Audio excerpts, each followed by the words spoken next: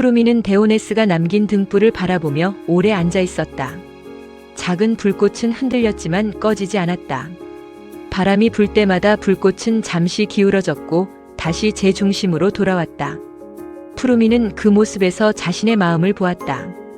흔들리지 않는 사람이 되는 것이 아니라 흔들린 뒤 다시 중심으로 돌아오는 사람이 되는 것. 그것이 수행의 길이라는 생각이 들었다. 그때 데오네스가 조용히 물었다. 푸르미군, 자네는 답을 얻고 싶은가? 아니면 질문을 맑게 하고 싶은가?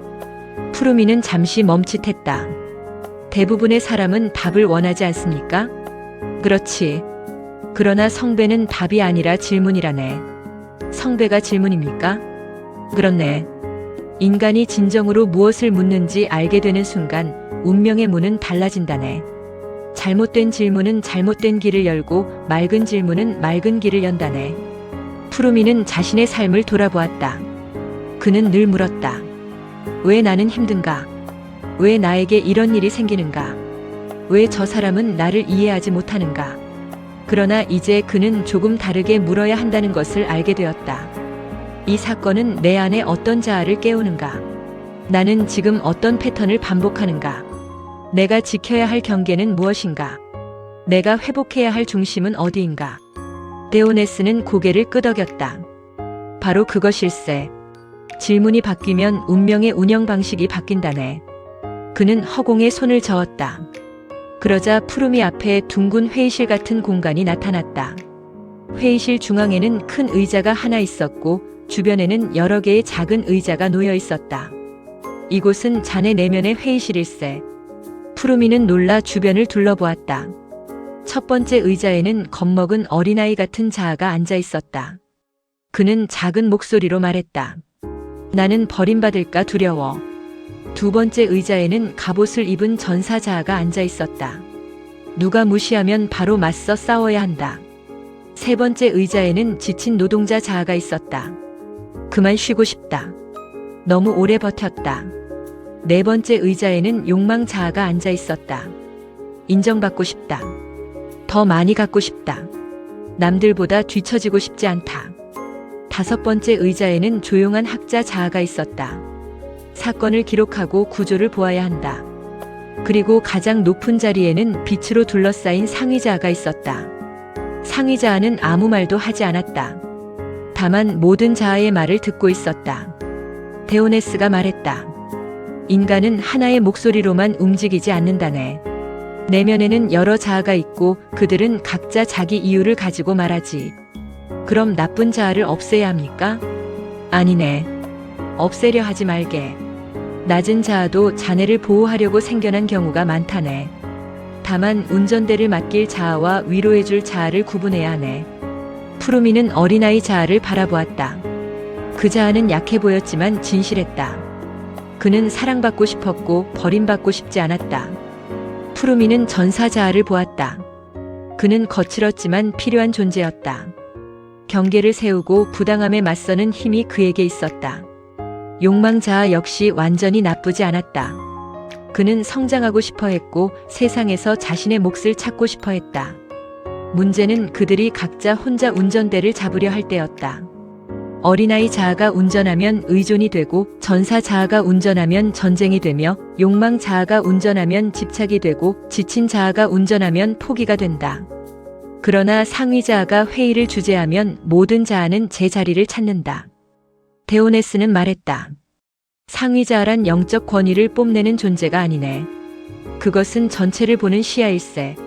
지금의 감정만 보지 않고 과거의 상처와 미래의 방향까지 함께 보는 넓은 의식이지. 푸르미는 조용히 물었다. 그럼 실전에서는 어떻게 해야 합니까? 먼저 멈추게. 멈춤이 첫 번째입니까? 그렇네. 반응과 행동 사이에 작은 공간을 만드는 것이 모든 수행의 시작일세.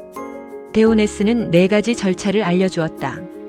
첫째, 지금 어떤 감정이 올라오는지 본다. 둘째, 그 감정을 말하는 자아가 누구인지 확인한다.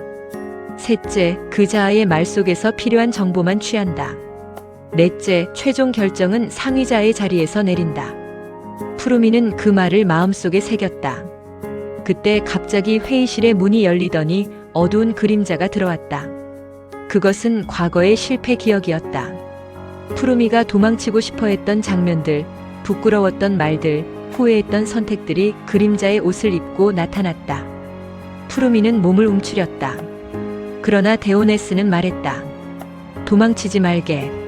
그림자는 쫓아내는 것이 아니라 등불 앞에 세워야 하네. 푸르미는 떨리는 마음으로 그림자를 바라보았다. 이상한 일이 일어났다. 그림자는 괴물처럼 보였지만 자세히 보니 상처 입은 기억들이었다. 인정받지 못한 기억, 실패를 두려워했던 기억, 사랑받고 싶었지만 표현하지 못했던 기억들이었다. 푸르미는 그 그림자에게 말했다. 나는 너를 미워하지 않겠다. 그러나 내가 내 삶을 온전하게 두지는 않겠다. 그 순간 그림자는 조금씩 작아졌다. 완전히 사라지지는 않았지만 더 이상 푸르미를 압도하지 못했다. 데오네스는 미소 지었다. 좋네. 그것이 통합이라네. 통합은 그림자를 없애는 것이 아니군요. 그렇네. 그림자가 있다는 사실을 알고도 빛을 선택하는 힘이지. 회의실의 등불이 더 밝아졌다. 푸르미는 깨달았다. 인생의 많은 문제는 외부 사건과의 싸움처럼 보이지만 실제로는 내면 회의실의 질서를 회복하는 과정이었다. 누가 운전대를 잡고 있는가? 누가 말하고 있는가? 누가 결정하고 있는가? 그것을 모르면 인간은 자기 안의 작은 자아들에게 끌려다니며 운명이라고 착각하게 된다. 데오네스는 마지막으로 말했다. 푸르미군, 오늘부터 자네의 수행은 질문을 바꾸는 일에서 시작하네. 답을 구하기 전에 먼저 묻게. 이 질문은 두려움에서 나온 것인가, 사랑에서 나온 것인가? 이 선택은 상처 자아가 하는 것인가, 상위 자아가 하는 것인가? 이 관계는 나를 반복시키는가, 성장시키는가? 이 침묵은 회피인가, 숙성인가? 푸르미는 깊이 고개를 숙였다. 그는 이제 알았다. 성배는 먼 성전 안에 있는 황금잔이 아니었다. 성배는 자신의 영혼이 끝내 놓치지 말아야 할 가장 맑은 질문이었다. 질문이 맑아지면 길이 맑아진다. 길이 맑아지면 행동이 맑아진다. 행동이 맑아지면 운명도 더 이상 어두운 감옥이 아니라 의식이 성장하는 수행장이 된다. 새벽빛이 동굴 입구로 스며들었다. 푸르미는 조용히 일어섰다. 그의 손에는 아무것도 들려있지 않았다. 그러나 가슴속에는 하나의 성배가 놓여 있었다. 그 성배 안에는 답이 아니라 질문이 담겨 있었다. 나는 지금 어떤 자아로 살고 있는가? 그리고 그 질문은 푸르미의 다음 길을 여는 첫 번째 문이 되었다.